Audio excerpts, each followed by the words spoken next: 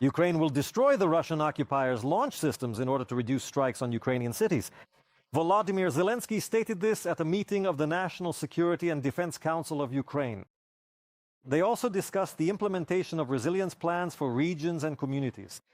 Among them are getting through the winter, strengthening the protection of critical infrastructure, ensuring the necessary quantity and quality of shelters, and increasing our anti-ballistic capabilities. Both the Ministry of Foreign Affairs and the Ministry of Defense have been working tirelessly, essentially gritting their teeth to do absolutely everything within their power to ensure that our international partners significantly increase the urgent delivery of critical anti-ballistic and advanced air defense systems to us as soon as possible. The strategic direction of our state-owned Ukroboronprom, alongside the private sector of our defense industrial complex here in Ukraine, must now actively engage and focus, together with our international partners, on the critical task of building a robust domestic air defense system for our nation. Meanwhile, in Russia, there is one less logistics giant. Our drones destroyed another Wildberries center.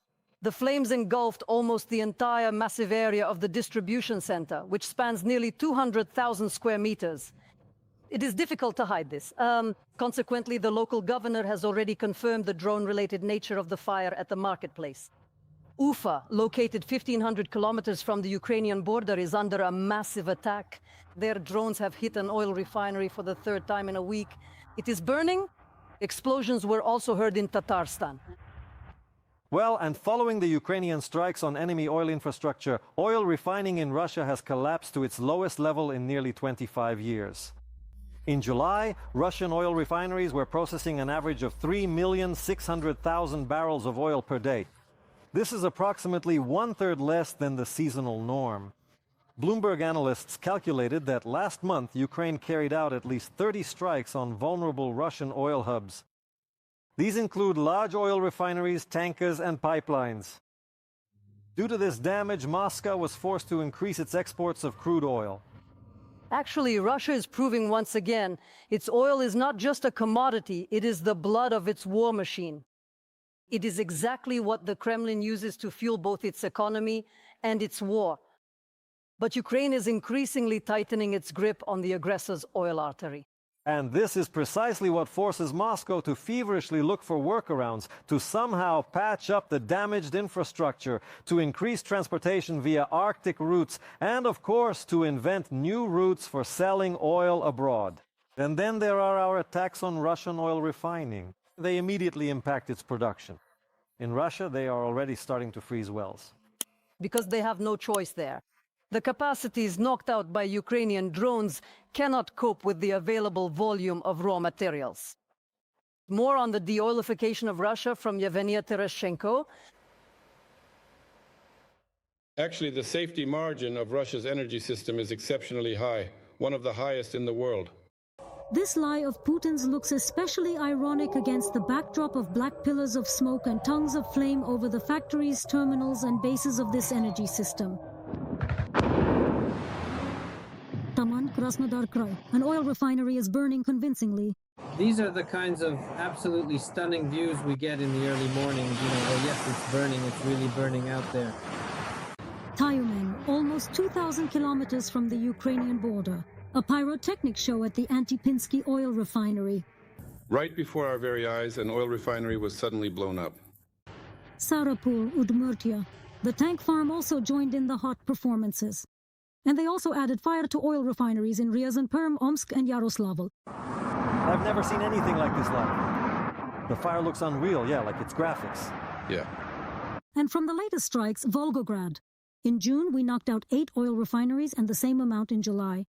According to Reuters, one of the largest plants in Yaroslavl is halting operations for 2 weeks. And this is not the first time we have attacked it.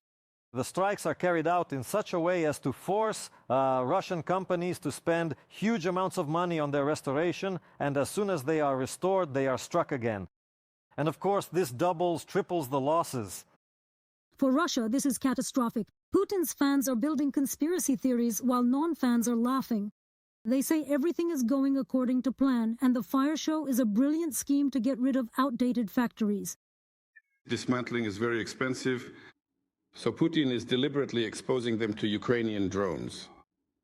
So that in their place, once all these old factories are completely destroyed, they can then build new ones, based on the most advanced and cutting-edge Russian technologies.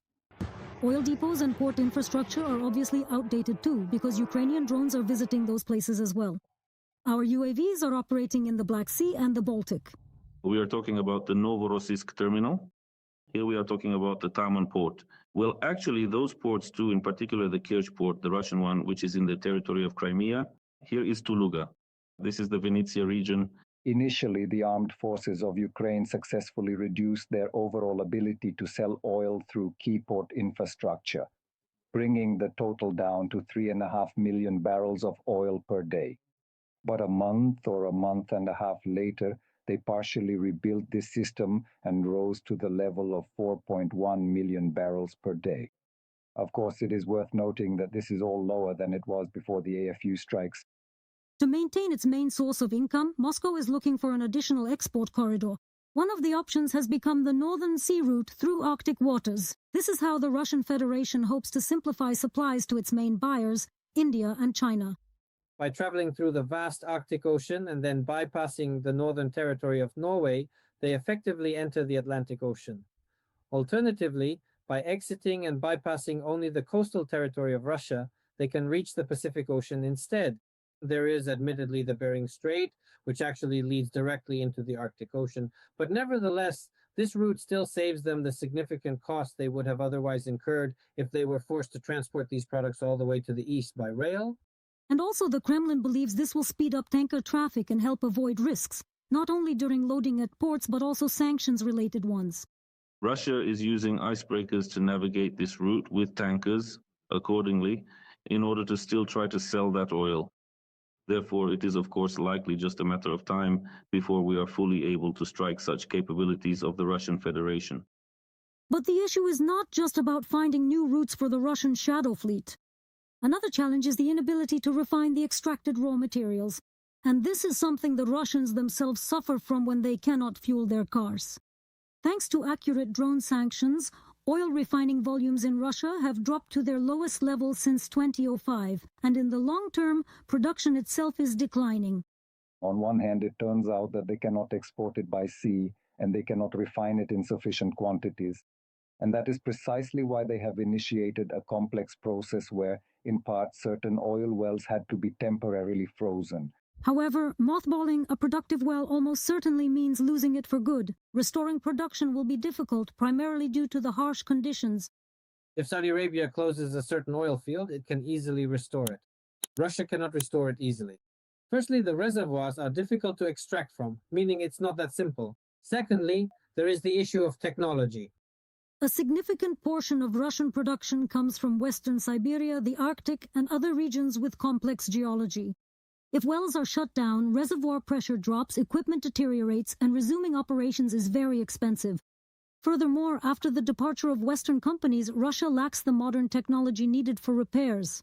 According to the International Energy Agency, production figures in the Russian Federation have already fallen to a one-year low. But they continue to pump oil. For now, because it burns beautifully. Evgenia Tereshchenko, We Ukraine Marathon, United News. The Ukrainian boomerang flies fast. In Russia, the car of Vladimir Tkachuk, CEO of Ural Drone Plant, a company producing Upir Strike FPV drones, was blown up. Explosives were planted under his Mercedes. This happened in the Sverdlovsk region. Only Tkachuk's driver bodyguard died. The head of Upir himself survived this time, but there is a chance it won't be for long. He is in critical condition in the intensive care unit.